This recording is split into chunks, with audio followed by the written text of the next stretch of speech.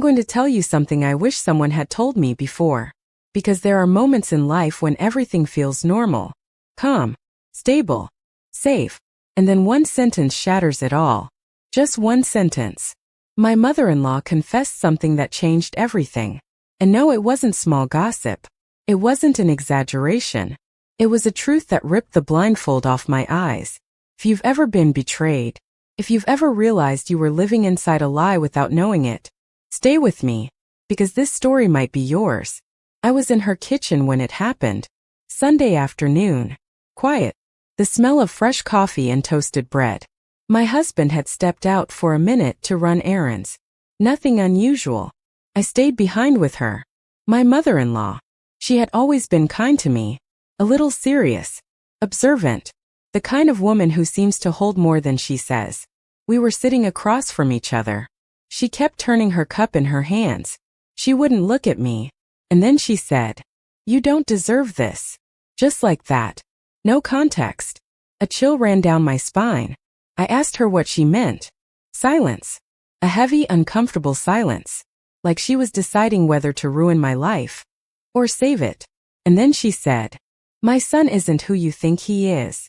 In that moment, the ground shifted beneath me, but I still had no idea how much.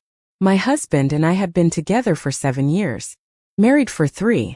A life that looked stable from the outside. We had our arguments, of course. Small things. Schedules. Mild jealousy. Routine. But nothing that screamed infidelity. Nothing that made me think I was sharing my bed with a stranger. Or so I believed. My mother-in-law took a deep breath. Her hands were shaking. "It's not the first time he's done this," she said. And my heart stopped. I didn't ask, "Done what?" Because deep down I already knew. When someone says, "It's not the first time," you know exactly what they mean. Infidelity. Betrayal. Repeated lies. She told me that. Before he married me, he had cheated on his ex multiple times. That she knew. That his ex confronted him. That he cried, begged, promised to change. Does that sound familiar? Did to me. Because 6 months earlier I had noticed he was different. More distant. More protective of his phone. More tired at night. But when I asked him, he said he was stressed from work. And I chose to believe him. Because when you love someone you choose to believe. My mother-in-law looked me straight in the eyes for the first time. "I found messages," she whispered. A knot tightened in my throat. These weren't suspicions. They weren't interpretations. They were messages. She had used her laptop and he left his account open. Photos. Conversations. Plans to meet. With another woman. Not just a coworker. Not just a friend. A relationship. Parallel life. While I cooked for him. While I told him about my dreams. While I slept next to him.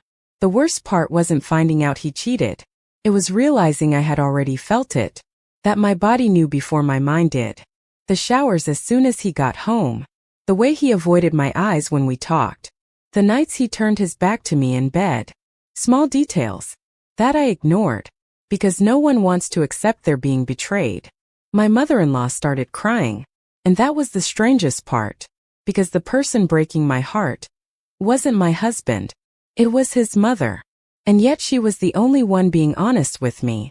"I don't want you to live what I lived," she said. That's when I understood.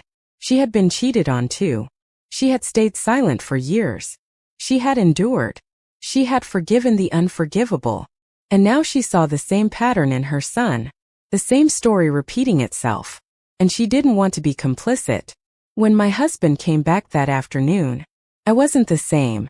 I looked at him differently. Not like a victim. Not like a woman in love. I looked at him like someone who needed the truth. I asked him directly. No yelling. No tears. "Is there someone else?" His face changed. He didn't need to answer. That split second. That nervous blink. That uneven breath. Confirmed everything. At first he denied it. Then he minimized it. Just messages. It only happened once. I was confused. It was a mistake. The same recycled phrases so many betrayed people hear. I was listening, but I wasn't there anymore. Inside something had shut down. Do you know what hurts most about infidelity? It's not the act itself. It's realizing that while you were loyal, they were choosing to lie to you. Every single day. Looking you in the eyes and lying. Kissing someone else and then kissing you. That double life. That's what breaks you. I didn't cry that night. I stayed quiet. I slept on the couch. And in the middle of the night, I understood something.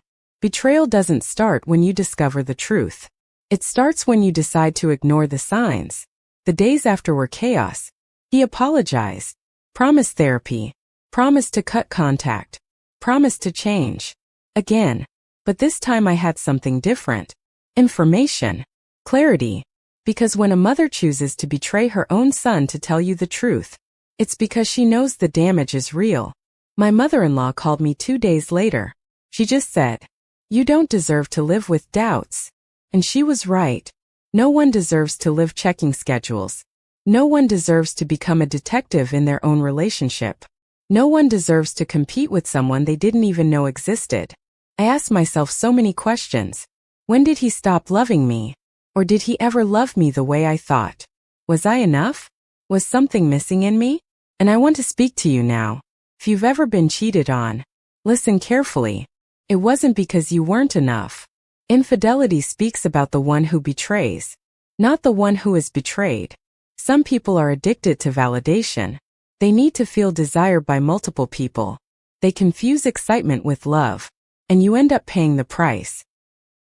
I decided to leave. It wasn't dramatic. No screaming. No broken plates. I just packed a suitcase.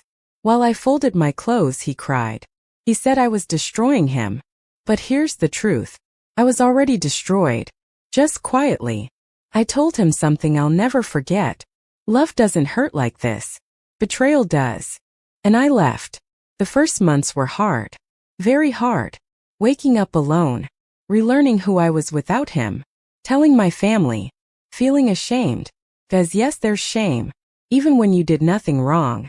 But with time I understood something important. Leaving was an act of self-love. My mother-in-law wrote me a letter weeks later. She said she was proud of me. That she wished she had had my courage. That stayed with me. Because infidelity doesn't just break couples. It breaks generations. Patterns that repeat when no one confronts them. Today, a year later, I can tell this story without crying. But not without feeling. Sometimes I remember that afternoon in the kitchen. The coffee. The silence. The sentence. "You don't deserve this." And she was right. No one deserves a life built on lies. If you're watching this because you suspect something, because you found something, because your intuition is screaming that something isn't right, don't ignore that voice. Don't cling to the version you want to believe. Cling to the truth, even if it hurts. Because the pain of discovering infidelity is intense. But the pain of staying when you know lasts much longer. My ex tried to come back months later. He said he had changed. That he understood now. That without me he was lost. And for a second, I hesitated. Because love doesn't disappear overnight. But I remembered something simple. If someone loves you, they don't put you in a position to compete for their loyalty. Love isn't shared in secret. It isn't hidden. It isn't divided. And I said no. With a steady voice. With a heart still tender. But steady. I want to end with this. If you've ever been unfaithful, if you're even considering it, stop. Think about the person who trusts you. The one who sleeps peacefully believing in your word. Infidelity isn't just a mistake. It's a decision. And every decision carries consequences that can last for years. I survived that betrayal. I learned. I grew. I rebuilt myself. But some wounds leave scars. And you don't have to become someone else's scar. If you're being cheated on, you're not crazy. You're not overreacting. You're not asking for too much. You're asking for respect. And respect is not negotiable. Thank you for staying until the end. If this story resonated with you, if it felt like I was telling your life, remember this. Real love does not make you question your worth. And if someone betrays you, don't stay to prove you can endure it. Leave to prove you know your value.